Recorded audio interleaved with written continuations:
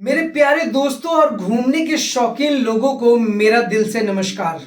दोस्तों, आज आप सोच रहे होंगे कि आज मैं इतना ज्यादा रिलैक्स क्यों फील कर रहा हूँ। तो बता दूं दोस्तों कि आज मेरे जहन में एक ऐसे गांव का ख्याल आया है जिसकी मनमोहक फिजाएं मुझे अपनी ओर खींचे जा रही है, यानी कि जहाँ की अद्भुत खूबसूरती मुझे आज इस वीडियो को बनाने के लिए प्रेरित कर रही है। और वो जगह है, अरे नहीं वो जगह नहीं, वो एक छोटा सा प्यारा सा मासूम सा एक गांव है। जी हाँ दोस्तों, जो कि आज के इस भागदौड़ वाली दुनिया से अलग एक नेचर की गोद में पल बढ़ रही है। इस गांव के बारे में सोचकर ही आपको इतनी शांति मिलेगी कि आप सोचिए कि वहां पर जाकर कैसा फील होगा। दोस्तों, मैं बात कर रहा हूँ यूरोप के नीदरलैंड का सबसे मशहूर गांव गिथॉर्न के बारे में। दोस्तों, आपको ये जानकर हैरानी होगी कि ना ही यहाँ पर कोई नॉइज पोल्यूशन है, ना ही वाटर पोल्यूशन है, ना ही लैंड पोल्यूशन है, और ना ही कोई एयर पोल्यूशन है, और ना ही कोई किसी भी टाइप का कोई पोल्यूशन है।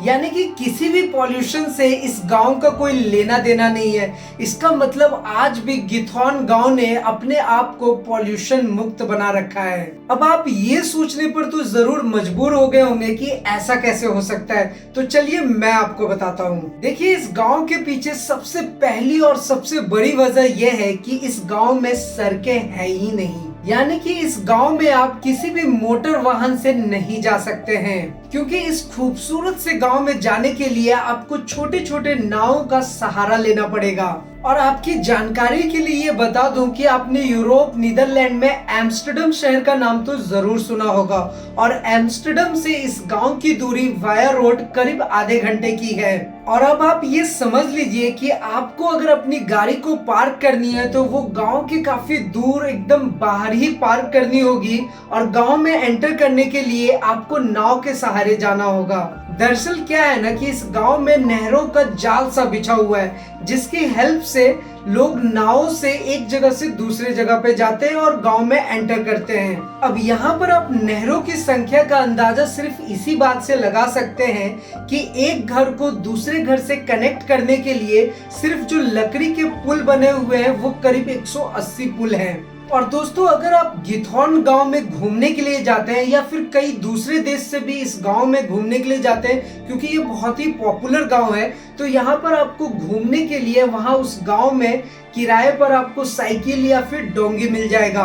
वैसे एक चीज और, इस गांव में आपको बहुत सारे चर्च मिल जाएंगे और ऐसे संग्रहालय भी मिल जाएंगे जहां पर आप इस गांव के इतिहास के बारे में समझ सकते हैं और इसको अच्छे से घूम सकते हैं। जो ये यूरोप का गिथॉर्न गांव है, ये एक बहुत ही विशाल नेशनल पार्क से घिरा हुआ है, और जो लोग घूमने के शौकीन होते हैं वो तो हर जगह पहुंच ही जाते हैं। और मेरे इस वीडियो के माध्यम से अगर आप भी इस जगह पर घूमने के लिए जाते हैं तो आपको मैं बता दूं कि सर्दियों के मौसम में भी इस गांव की खूबसूरती का मजा लेने के लिए बहुत सारे पर्यटक यानी कि पूरी दुनिया से लोग इस गांव में घूमने के लिए जाते हैं। और दोस्तों, अगर आप आइस स्केटिंग करने के शौकीन हैं फिर तो आपको इस गांव में जाना ही चाहिए। यहाँ पर आप पूरा मजा ले सकते हैं। और सबसे अच्छी बात क्या है कि यहाँ पे नहरों के किनारे ही लोगों को ठहरने के लिए होटल्स और हॉलीडे होम अवेलेबल है। अब मैं आपको गिथॉर्न गांव की थोड़ी सी इतिहास के बारे में भी जानकारी दे देता हूँ।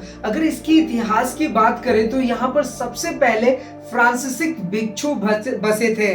जो फ्रांसीसी भिक्षु थे वो यहाँ 13 शताब्दी में आए थे और उन्होंने इस गांव में पीठ के परिवहन के लिए नहरों का निर्माण किया था, जो कि सन 1170 में यहाँ पर बहुत भयंकर बाढ़ आई थी, जिसकी वजह से यहाँ पर बहुत सारा पानी जम गया था, जिससे पीठ बन गई थी। एक बात और, यहाँ की जमीन कई प्रकार के वनस्पतियों और दलदली टाइप वाली मिट्टी से बनी हुई है। अच्छा, ये बात तो आपको पता ही होगा कि वनस्पतियों के मिश्रण को ही पीट कहा जाता है, और पीट का इस्तेमाल ईंधन के रूप में भी किया जाता है।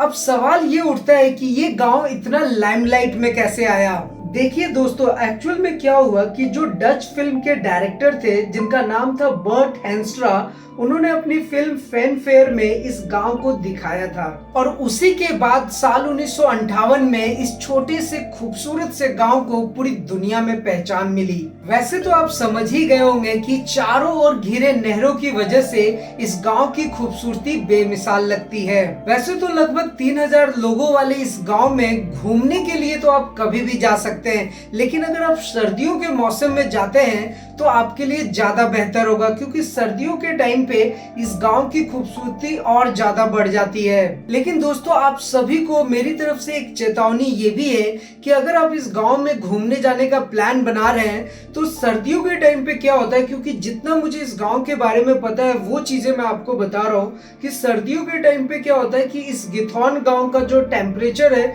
जो मौसम का टेम्परेचर है, वो निगेटिव में चला जाता है, माइनस में चला जाता है, जिसकी वजह से आपको वहां पर परेशानी हो सकती है। इसलिए मेरी राय ये है कि घूमने के लिए यहाँ पर आप कभी भी जाएं, लेकिन उस सर्दियों के टाइम पे ना जाएं जब यहाँ पर टेम्परेचर निगेटिव में हो या फिर माइनस में हो। और दोस्तों, लास्ट में आप ये बात भी जान लीजिए कि लोग इसे नीदरलैंड के वेनिस के नाम से भी जानते हैं और हाँ, दक्षिण के वेनिस के नाम से भी जाना जाता है। और दोस्तों, जहां पर प्राकृतिक खूबसूरती होती है वो जगह तो अपने आप में वैसे भी खूबसूरत होती है। तो अगर आप इस यूरोप के इस गांव में जाते हैं तो सच में ये गांव आपको दीवाना तो बना ही लेगा। वैसे अपने इंडिया में भी घूमने के लिए बहुत सारी अच्छी अच्छी जगह है जिसके बारे में हमेशा मैं आपको बताते ही रहता हूँ। तो अभी तक आपने चैनल को सब्सक्राइब नहीं किया है तो सब्सक्राइब कर लीजिए। वीडियो में दिए गए जानकारी आपको कैसी लगी नीचे कमेंट करके जरूर बताएं। अपने दोस्त, फ्रेंड्स, रिलेटिव्स के साथ वीडियो को शेयर भी जरूर करें ताकि उन तक भी ये इन्फॉर्मेशन पहुंच जाए। और अगर आपको ऐसे वीडियोस पसंद आते हैं तो मुझे रहेगा आपका इंतजार ओनली ऑन इस चैनल पे। तब तक के लिए सलाम, दुआ, वरकम, प्रणाम, सत श्री अकाल। Keep watching, keep smiling. अपना और अपने साथ सबका ख्याल रखें। Thank you.